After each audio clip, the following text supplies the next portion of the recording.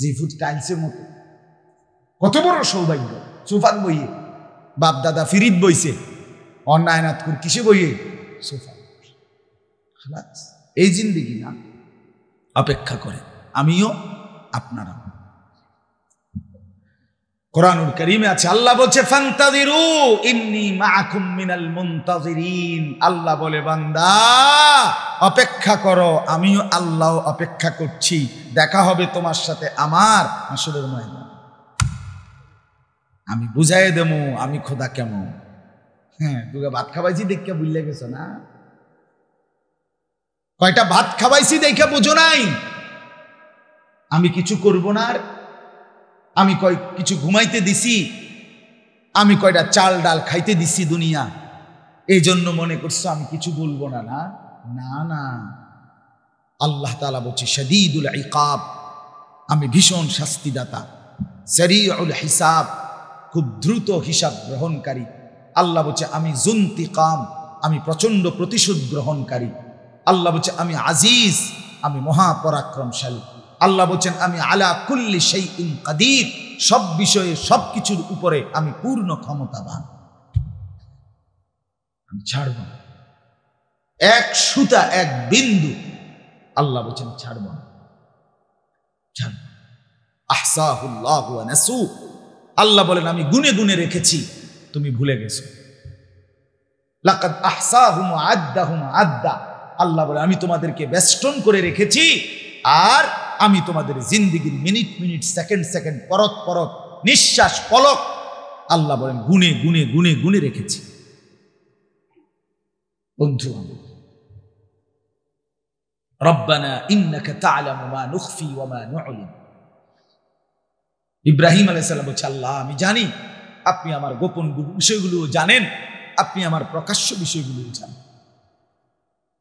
ওমা ইয়াখফা আলাল্লাহি শাইউন ফিল আরদি ওয়ালা ফিস সামা, আল্লাহর কাছে সাত আসমানের উপরে, সাত তবক জমিনের নিচে কোনো কিছু গোপন নাই।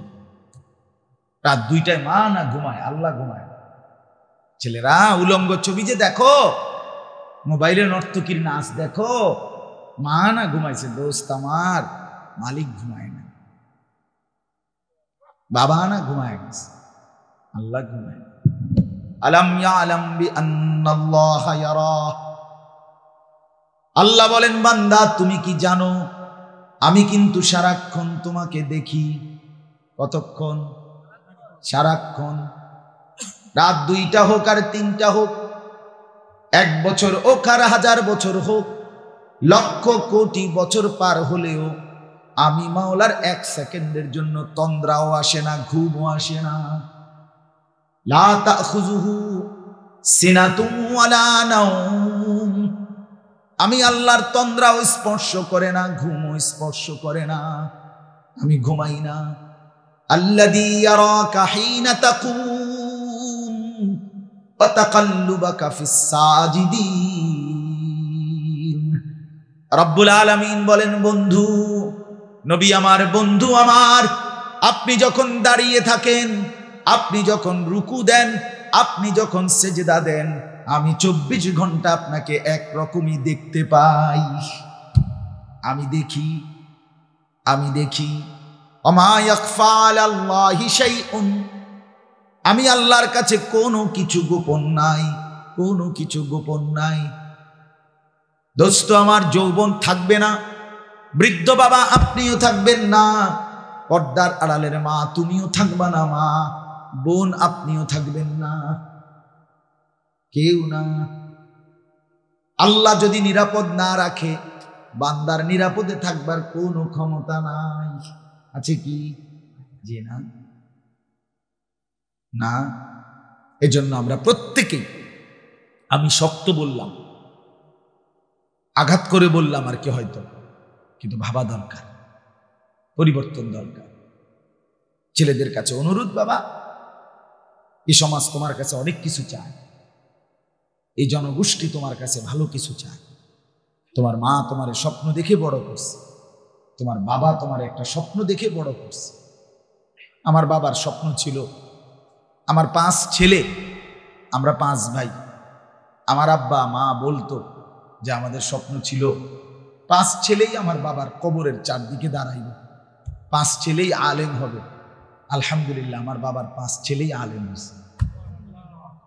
প্রতিটা বাবার স্বপ্ন থাকে, মার স্বপ্ন থাকে, কোলের বাচ্চাকে মা বড় যত্ন করে দুধ খাওয়ায়, এই জিন্দেগি নষ্ট করে দেওয়ার জন্য। আজকে 16 বছরে তুমি জীবনটা নষ্ট করে দিবা, এই জন্য মা দুধ খাওয়ায় না, এই জন্য বাবা আদর যত্ন করে লালন পালন করে নাই। বন্ধু, বিদেশের জমিনে যে সমস্ত লোকরা পড়ে আছে, ওরা বিদেশের মাটিতে 6 বছর 12 বছর 16 বছর এত কষ্ট করে কামাই রোজগার করে কলিজা পানি করে বছরের পর বছর 12 ঘন্টা ডিউটি করার পরে নিজেদের রুমে আইসা যারা কোনোদিন মাকে দেখে না, বোনকে দেখে না, স্ত্রীকে দেখে না, ছেলে মেয়েকে দেখে না, সে মানুষটা কি পরিমাণ কলিজাটা পাথর বাইন্দা কয়টা টাকার জন্য, বউ বাচ্চার সন্তানদের জীবন গঠনের জন্য এই টাকার আশায় বিদেশের জমিনে দিনের পর দিন রাতের পর রাত পড়ে থাকে। বিনিময়ে তুমি বুঝি এই মোবাইল টিপ্পা, উলঙ্গ ছবি দেখা এই টাকাগুলো নষ্ট করে দিবা, এই জিন্দিগি নষ্ট করে দিবা, এই আশা? এটাই কথা ছিল ভাইয়া। আমার একদিন এক ছেলে হারাম শরীফে সৌদিতে ওই হজমরা জড়ায় ধরে বলছে, কাইদাস নরসিংদী বাড়ি, হুজুর আমি আজ 11টা বছর কোনোদিন বাদ যাই নাই, বাবার অভাব, সংসারের ঋণ শেষ হয় না, 11 বছর ধরে পড়ে আছি হুজুর, কোনোদিন অসুখ বিসুখ হইলে একটা ট্যাবলেট কেউ খুললে দিব এই মানুষটাও নাই। 11টা বছর ধরে বিদেশের মাটিতে পড়ে আছি, মা বাবা ভাই বোনের মুখে হাসি ফুটাবার। সেদিন একবার গত বছরের আগের বছর মনে হয় ওমরায় যাওয়ার পরে এক লোক বলছে, আমাদের কুমিল্লা বাড়ি, সে আমার জড়ায় ধরে বলছে, আমি 16 বছর বিদেশ করি, আমি 12 তালা না জানি 18 তালা বিল্ডিং এর নিচে আন্ডারগ্রাউন্ডে নিচে একটা ছোট্ট রুমে আমরা 10-12 জন ফ্লোরে চাদর বিছাইয়া ঘুমাই। কয় এই কষ্ট করে টাকা জমাইয়া স্ত্রী ছেলে মেয়েকে শহরে বাংলাদেশে 7 তালা ফ্ল্যাটের উপরে ফ্ল্যাট ভাড়া করে তাগরে রাখি তাগরে ভাড়া রাখছি, ওইখানে ফ্ল্যাট বাড়িতে 7 তলার উপরে নিজে থাকি ফ্লোরে। বিনিময়ে আমি ফোন করছি, স্ত্রীও ফোন ধরে না, ছেলেও ফোন ধরে না। অনেকক্ষণ ফোন করার পরে ছেলেটা ধরছে, ধইরা বললাম যে বাবা কথা বলতে চাইছি। ছেলে বলতেছে, আব্বু আমি এখন খেলতেছি মোবাইলে, পরে কথা বলবো। 3 বার ফোন দিছি, 3 বারই ফোলা কইতেছে হাতে খেলে, হেতে সময় নেই। উনি নিজে আমারে বলছে, কজরে আমি কাউরে না জানাইয়া শেষে টিকিট কইরা দেশে আইছি, আইয়া 7 তালার থেকে লাইতে ফোলাডারে নিচে নামাইছে। আর বেডিরে কইছি তুইও নাম, গ্রামে যেই মাটির ঘরে থাকতি ওই এখানেই থাক। এরপরে নামাইয়া তারারে গ্রামে থুইয়া বাইত রাইকা বিল্ডিং ছাইরা তারপর আইছি।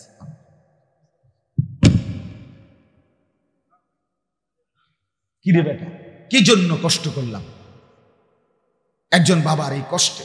এই আমি প্রতিদিন বলি, এই ছেলেগুলোরে 2 আঙ্গুলে অনবরত মোবাইল টিপ্পা হাজার হাজার কোটি কোটি টাকা শেষ করে দিচ্ছে। এখন এইভাবে তো বাবা রাজার ধনও ফুরায় যায়, এভাবে তো 7 রাজার সম্পদও কি হয়ে যাবে, শেষ হয়ে যাবে। প্রয়োজন তো প্রয়োজন থাকতে পারে, অফিসের কাজে, ব্যবসার কাজে, ব্যাংকের কাজে, শিক্ষা প্রতিষ্ঠানের কাজে। বড় মোবাইল, সেটা যদি কোনো দরকার প্রয়োজন, তো সেটা তো প্রয়োজনের মধ্যে, কিন্তু হাঁটতে চলতে উঠতে বসতে রোডে গাড়ে পেশাব পায়খানা টয়লেট বাথরুম রাত 2টা সারা দিন রাত মোবাইল, এটা টিফোন, এটা প্রয়োজন? এটা কথা হইল কোনো? এটা কোনো জিন্দেগি হইল মিয়া? কে ফিরাবে ছেলেদেরকে? কে ফিরাবে বেপর্দা মেয়েদেরকে, চরিত্রহীন মেয়েদেরকে কে ফিরাবে? 16 বছরের যেই মেয়েটা রঙ্গে ঢঙ্গে টাইট কাপড় পইরা, টাইট জামা পইরা 1 ঘন্টা লাগাইয়া পাউডার সুনু মাইখা রাস্তায় বের হয়, ওই লম্পট ছেলেরা যাতে দেখে এবং রাস্তায় খাড়াইয়া মোতে, এরকম অপদার্থ দেখবে, রাক্ষসের মতো তাকাইবে, আর উপভোগের দৃষ্টিতে নিয়া নগ্ন কল্পনা করবে। এই জন্য যেই মেয়েটা আপনাদের বের হয়, আপনি বাবা কোথায়? আপনার বিবেকের মধ্যে কি শয়তানে মুতছে? হ্যাঁ বলেন, আপনি দেখেন না? আপনি বুঝেন না? আপনার বেপর্দা মেয়ে কোথায় যায়? আপনার বেপর্দা স্ত্রী কোথায় যায়? আপনার ঘরে যে রঙিন টেলিভিশন চলে, সিনেমা, নর্তকীর নাচ, উলঙ্গ ছবি, নাচ গান, হিন্দি সিরিয়াল, হ্যাঁ স্টার জলসা, এগুলো যে দেখে, এইগুলো দেখে আপনার বিবি বাচ্চা কি শিখে আপনি বুঝেন না? কথা বলেন না কেন? কে শুধরাবে? কে শুধরাবে? এই জন্য বললাম, আমাদের এই মাদ্রাসাগুলো উম্মতের শেষ আখিরি ঠিকানা, মুসলমানের ঈমান আমল বাঁচাবার শেষ কেন্দ্র মাদ্রাসা। বলেন আলহামদুলিল্লাহ, বলেন আলহামদুলিল্লাহ। আপনাদের ছেলেদেরকেও বাঁচাইতে হবে, আপনাদের মেয়েদেরকেও বাঁচাইতে হবে। আপনাদের আল্লাহ কাছে জানতে হবে ছেলে কি করবে, মেয়ে কি করবে, পুরুষ কি করবে, নারী কি করবে, এটা আল্লাহ বলে দিবে। নিজেরা ভাবলে হবে না, টেলিভিশন থেকে শিখলে হবে না। সিনেমার নায়িকা, বিজ্ঞাপনের গায়িকা, ফুটবলের খেলোয়াড় আর ক্রিকেট খেলোয়াড় থেকে মডেল নিলে হবে না। মডেল নিতে হবে জীবন চলার পথেও। একবারে চুল হোক, দাড়ি হোক, জামা হোক, প্যান্ট হোক, ব্রাশ হোক, টুথপেস্ট হোক, আপনি হাসি হোক, কান্না হোক, খোদার কসম সব কিছুই নিতে হবে রাসূলুল্লাহ সাল্লাল্লাহু আলাইহি সাল্লাম থেকে। নবী সাল্লাল্লাহু আলাইহি সাল্লাম কিভাবে হাঁটছেন সাহাবীরা তাও বলছে, কিভাবে কাঁদছেন তাও বলছে, কিভাবে হাঁটছেন তাও বলছে, কিভাবে দাঁত পরিষ্কার করছেন তাও বলছে, কিভাবে পেশাব পায়খানার প্রয়োজন সারছেন তাও বলছে, কিভাবে রাত্রিবেলা প্রয়োজন সারছেন তাও বলছে, কিভাবে স্বামী স্ত্রী মিলিত হয়েছে তাও বলছেন, কিভাবে ফরজ গোসল করছে তাও বলছেন, কিভাবে পেশাব পায়খানা থেকে পবিত্র হইতে হয় তাও বলছেন, কিভাবে আপনার গোসল ফরজ হলে পবিত্র হতে হয় তাও বলছেন, ঘর চলবে কিভাবে, বাজার চলবে কিভাবে, দেশ চলবে কিভাবে, জাতি চলবে কিভাবে, ঘর চলবে কেমনে, স্ত্রী ছেলে মেয়ে চলবে কিভাবে, সব আল্লাহ তাআলা রাসূলুল্লাহর জিন্দেগীর মাধ্যমে, কোরআনুল কারীমের মাধ্যমে বলেছেন কিনা? তা আপনি কিচ্ছুই বাদ দিলেন, সব ছেড়ে দিলেন, তো কেমনে হবে জীবন? আমরা টিকবো কিভাবে? বিশ্বাস করেন, আমাদের আল্লাহ ছাড়া কেউ নেই। আমাদের জন্য, আমাদের নিরাপত্তা, আমাদের দুনিয়ায় বেঁচে থাকার অধিকারের জন্য আল্লাহ ছাড়া কেউ নেই, কেউ নেই। কোন পৌঁছেগা হামে তেরে সওয়া? হাকিমুল উম্মত থানভী রাহমাতুল্লাহ আলাইহি বলছে রেখে, আল্লাহ আপনি ছাড়া আমগো খবর নেই কে? আমগো কথা জিজ্ঞেস করেন, আমরার কথা জিগায় বলে। এজন্য ৪৮ দিনের লাগাতার আক্রমণে ইসরায়েলের ইহুদিরা ২৩ লক্ষ মুসলমানকে বসত ভিটা, একদম বাড়ি ঘর, একটা ভিটা মাটি, একটা ঘর আর মাটির উপরে অক্ষত নাই। এই ৪৮ দিনের লাগাতার আক্রমণ ১৫,০০০-এর চাইতে বেশি নারী, শিশু, অবুঝ বাচ্চার রক্তে জমিন ভেসে গেছে। শহীদ, শহীদ মায়ের রক্ত, শহীদ বোনের রক্তে, শহীদ মাসুম বাচ্চার রক্তে আল্লাহর জমিন ভেসে গেছে। হাজার হাজার মুসলিম নারী, শিশু, বৃদ্ধ হাসপাতালের বেডে চিকিৎসায় অনাদরে, অবহেলায়, অকাতরে পড়ে গেছে। মুসলমান তার লাশ নিজের জন্মভূমিতে দাফন করার অধিকার পায় না। আমরা নিজের পত্রিকায় দেখছি ফিলিস্তিনের মুসলমানের লাশ কুকুরে টানা হেঁচড়া করতেছে, দাফনের অভাবে পড়ে আছে। আর কত নির্যাতন জুলুম দেখলে, মুসলমানের উপরে আর কত পরিমাণ আঘাত দেখলে আমরা বুঝবো যে আমাদের আল্লাহকে ডাকা দরকার। বলে আমাদের মাদের পর্দা দরকার, আমাদের ছেলেদের সেজদা দরকার, আমাদের বাবাদের হালাল উপার্জন দরকার। কখন বুঝবো? আমাদের বিজয় আসবে না আমনে বইয়া বইয়া আমরা যে যেমনে চলমু, আর আল্লাহ আবাবিল পাঠাইয়া ধ্বংস করে দিব কাফের, আর আপনি বিড়ি খাইবেন, বহন খাইবেন, চা দোয়ানে বইয়া বইয়া টেলিভিশন চাইবেন, আপনি সুদের টিয়া গণবেন, আর আমনের ফুতে বেড়ি ছবি দেখবো, আমনের মাইয়া পরের ফোলার লগে সম্পর্ক করব, আর আল্লাহ তাআলা আবাবিল পাঠাইয়া হ্যাঁ ফেরেশতা পাঠাইয়া কাফের মুশরিক ধ্বংস করে আপনারে আমারে নিরাপত্তা দিব? জি না, না বন্ধু। কোরআনুল কারীমে আল্লাহ বলছেন ইন তানসুরুল্লাহ, খেয়াল করেন কথাটা, ইন তানসুরুল্লাহ ইয়ানসুরকুম। কোরআনে আছে, আল্লাহ বলেন হে ঈমানদারগণ, তোমরা আমাকে আল্লাহকে সাহায্য করো, আমি তোমাদেরকে সাহায্য করব। তুমি আমার দ্বীনকে সাহায্য করো, আমি তোমার জিন্দেগি নিরাপত্তা। শর্ত হলো তুমিও আগাইতে। আচ্ছা বলেন, আপনারা বলেন, একটা সহজ উদাহরণ বলেন, বদরের যুদ্ধে আমাদের নবী এবং সাহাবীরা বিজয় লাভ করছে না পরাজয় বরণ করছে? কিভাবে? নবীজি সাল্লাল্লাহু আলাইহি সাল্লাম মদিনার থেকে ফু দিয়া, ঠিক না? অবশ্যই ফু দিছে, এনতে মদিনাতে বইয়া কি দিছে, এতে কাফেররা সব হারিয়ে গেছে, এই তো না? নবীজি সাল্লাল্লাহু আলাইহি ওয়াসাল্লাম ময়দানে গেছে কিনা? সাহাবীরা যুদ্ধে দাঁড়াইছে কিনা? যখন ৩১৩ জন সাহাবী, আমরা তাফসিরে পড়ছি, হাদিসে পড়ছি, পড়াইছি, তো নবীজি যখন ৩১৩ জন সাহাবীকে দাঁড় করাইছে ১০০০ কাফেরের মোকাবেলা, তাকাইয়া দেখে ৩১৩ জন সাহাবীর কাছে তলোয়ার আছে দুইজনের কাছে, ঘোড়া আছে ৮টা, এই অস্ত্র আর কিচ্ছু নেই, আর বাকিরা সব খালি হাত দাঁড়ায় গেছেন। এমনি দাঁড়াইছে সিরিয়াল।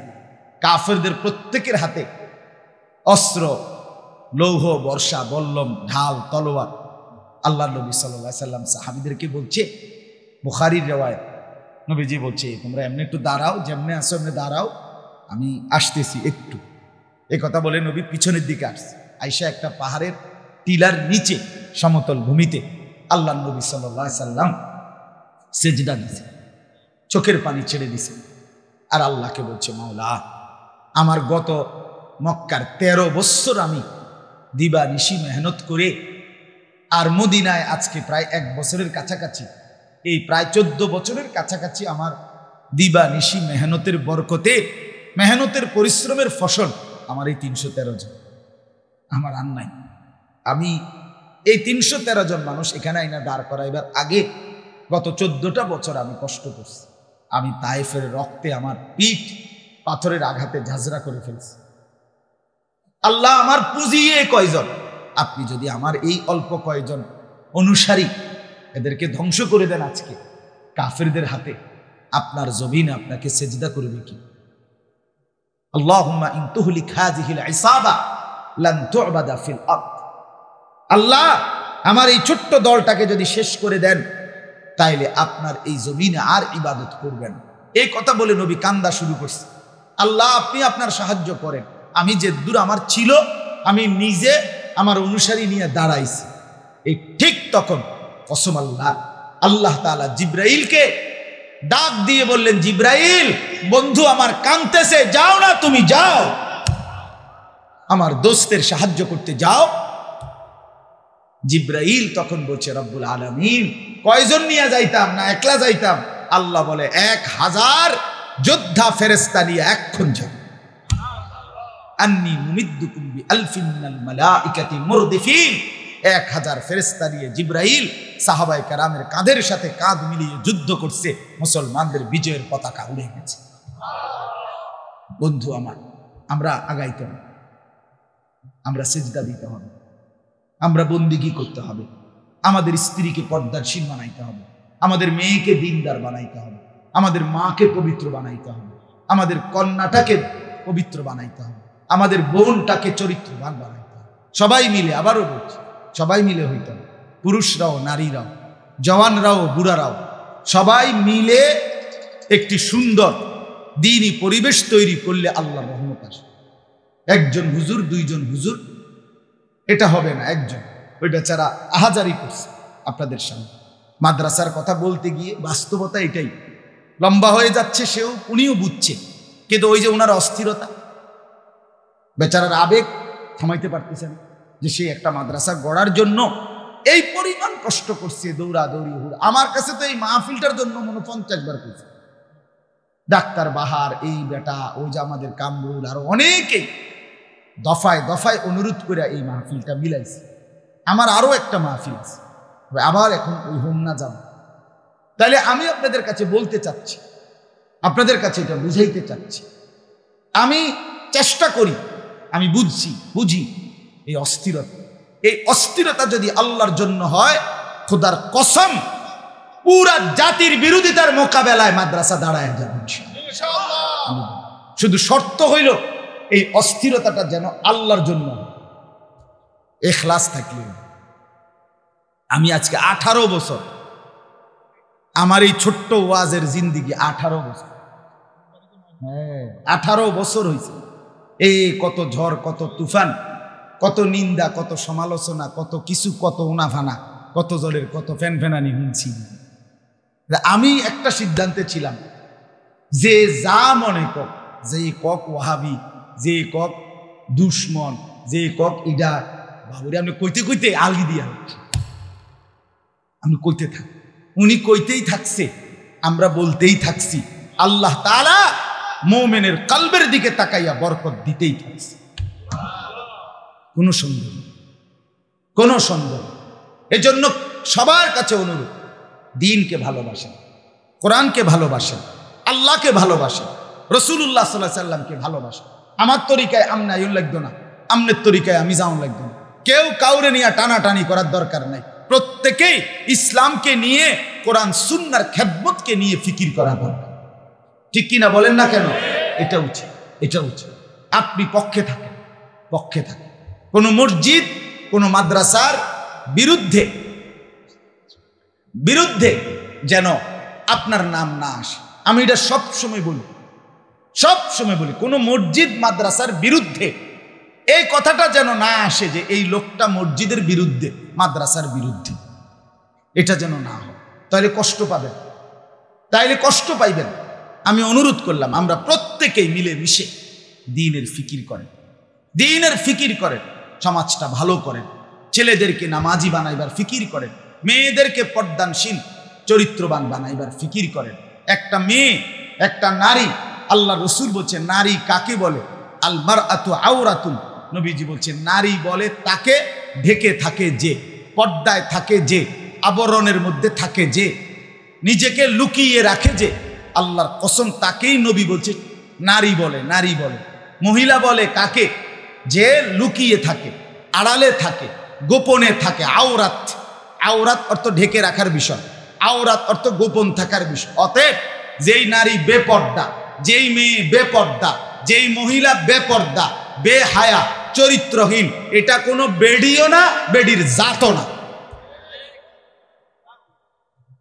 এটা কোনো বেডির জাতও না।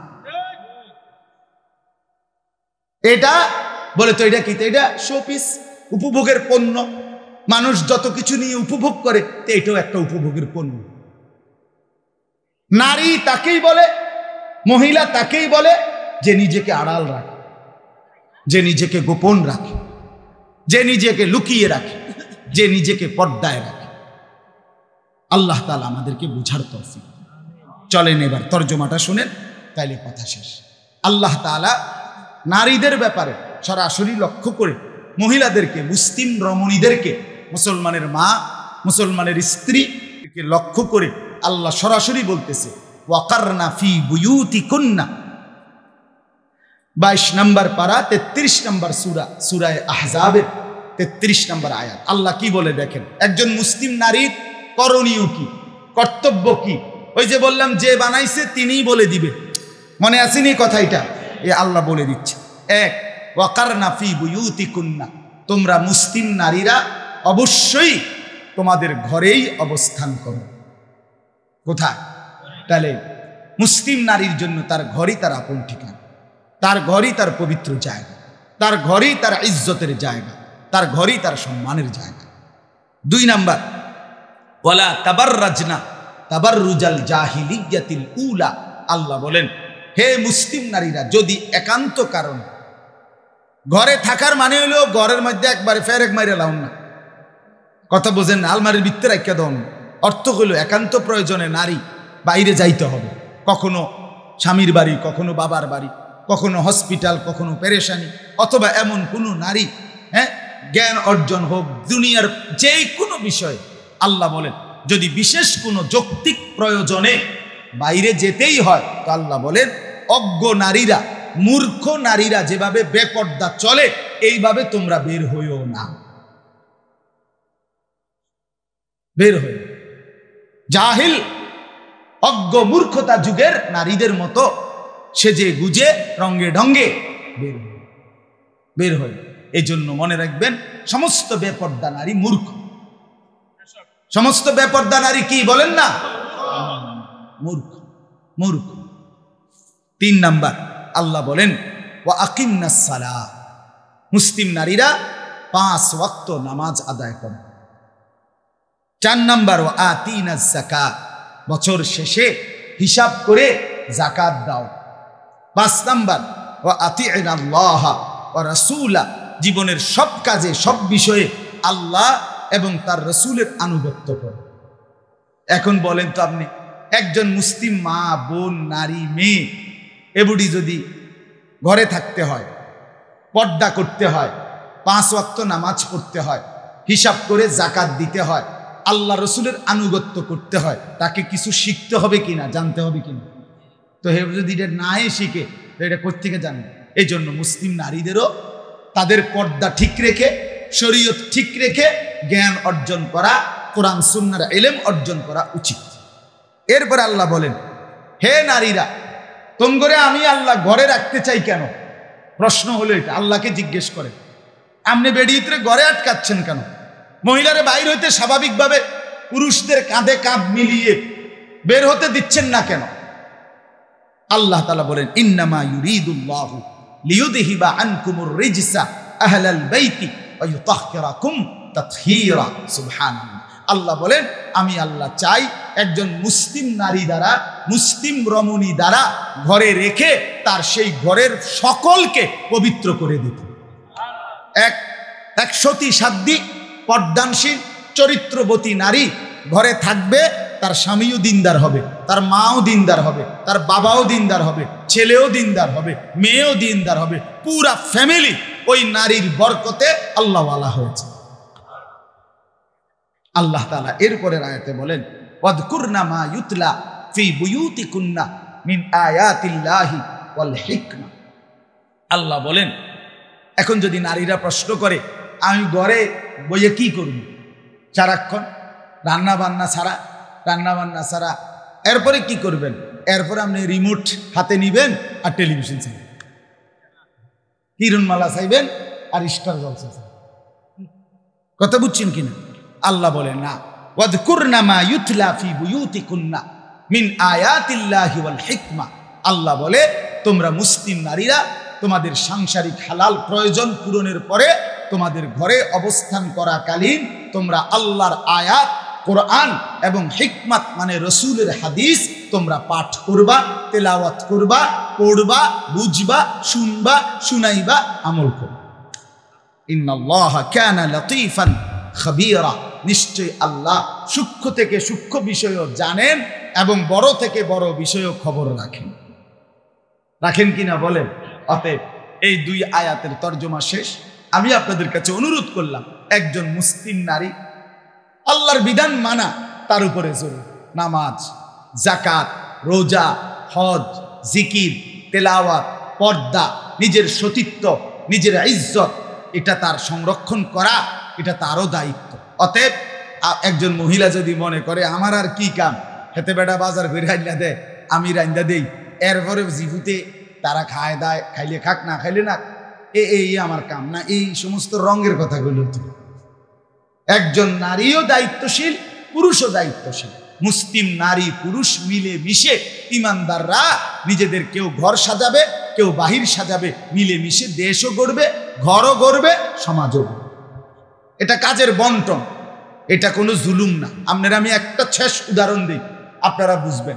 মনে করেন একটা অফিসে বা একটা ফ্যাক্টরিতে, একটা কর্মস্থলে 30 জন লোক নিয়োগ দিছে। এই অফিসে একজন ম্যানেজারও দরকার, এই অফিসে ঝাড়ুদারও দরকার, পিয়নও দরকার, গেটম্যানও দরকার। এখন 30 জন নিয়োগ দিয়া কোম্পানি বলে দিছে, আপনাদের এই 30 জনের নিয়োগ দিলাম, কাম হইল মোট 20টা। একজন ম্যানেজার, একজন অফিসার, একজন দারোয়ান, একজন গেটম্যান, একজন ফাঁকুশি, একজন বাথরুম সাফ করিন না, এভাবে কাম হইলে এডি। আপনারা মিল করে যার যেমনি সুবিধা হয় একটা করে বলেন। এই কোম্পানি লাল বাতি জ্বলতে হ্যাঁ ফিডাফিডি দেখে কে? কথা বলেন না কেন? এটা কি কেউ নিয়ন্ত্রণ করতে পারবে এইভাবে? না। তাইলে একজনকে যদি ম্যানেজার বানায়, একজনকে যদি অফিসার বানায়, একজনকে যদি আলাদা আলাদা 30 জনকে দায়িত্ব বন্টন করে দেয়, এটা কি জুলুম? এটা অন্যায়। তো আল্লাহ তাআলা বলেন, নারী আমি সৃষ্টি করেছি, পুরুষ আমি সৃষ্টি করেছি, তা আমি কাজটা বন্টন করে দিলাম। পুরুষ তুমি বাহিরটা সামলাও, নারী তুমি ঘরটা সামলাও। তো আমি আল্লাহ জুলুম করলাম কেন? কথা বলেন না কেন? তো আল্লাহ তাআলা তো ইনসাফ করছে। একজনকে বলছে তুমি ঘর দেখো, আরেকজনকে বলছে তুমি বাহির দেখো। মিলে মিশে ঘরও পবিত্র থাকবে, বাহিরের উপার্জনও হবে, জীবনটাও সুন্দর হবে, আখিরাতটাও জান্নাত হবে। আল্লাহ তাআলা আমাদেরকে তৌফিক দেন, আল্লাহ তাআলা আমাদেরকে কবুল করেন। হযরত আয়েশা সিদ্দিকা রাদিয়াল্লাহু তাআলা আনহা মহিলা মাদ্রাসা আল্লাহ কবুল করেন। আপনাদের কাছে আবারও অনুরোধ, নিজেদের মধ্যে সংকীর্ণতা না রেখে উদার মানসিকতা নিয়ে আপনাদের মেয়েদেরকে দিন শিখান, আপনাদের মেয়েদেরকে দিন শিখান, আপনাদের মেয়েদেরকে দিন শিখান। সর্বশেষ আপনাদের কাছে আমার 1 মিনিটে একটা ছোট্ট অনুরোধ। এতগুলো আল্লাহর বান্দা আপনারা বসছেন, আমার ভাই বলছে মাদ্রাসা করতে গিয়ে, চালাইতে গিয়ে সে অনেক ঋণই আছে। আমরা সবটা ঋণ শোধ না করি, কিন্তু কমপক্ষে প্রত্যেকের আন্তরিকতা নিয়ে আমরা মাদ্রাসার জন্য একটু হাত বাড়াই। প্রত্যেকের তৌফিক অনুপাতে, আপনার ভালোবাসা থেকে, আন্তরিকতা থেকে একটি মাদ্রাসা যে করুক, আমার কথা হলো যেই করুক, কিন্তু এটা একটা দ্বীনি খেদমত কিনা বলেন না? অতএব এই আশায় প্রত্যেকেই পকেটে হাত দিয়ে যদি যা থাকে সামর্থ্য অনুপাতে আপনার মহব্বত নিয়ে আল্লাহর দ্বীনের খেদমতে আপনারা একটু সহযোগিতা করেন। 2-4 জন ভাই উঠেন, উইঠা নিয়ে যান, ইনশাআল্লাহ দেন, আল্লাহ তাআলা বরকত দেন। যুবক ভাই তোমরাও দাও, মুরব্বী বাবা আপনারাও দেন। 10 টাকা থাকলে 10 টাকাই দেন, 100 টাকা থাকলে 100 টাকাই দেন, মোটেই না থাকলে দোয়া করে দেন। হ্যাঁ, যদি